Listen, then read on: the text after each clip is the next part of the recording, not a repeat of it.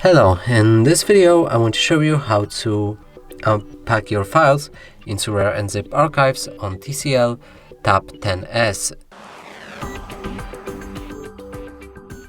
So in order to do this, you'll need to get the RAR app, and we've shown you how to get that in our other video.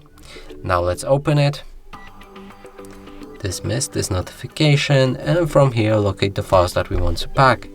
Mine are located in the CIM and then camera. Now select each file that you want to pack, click on this plus button. From here change any archiving options like its name, extension, set the password, any of these options. In advanced there'll be more, and in the options there'll be even more. Now let's locate the comments, and right here you'll be able to leave any description or notes about this archive. When everything is done, click on OK.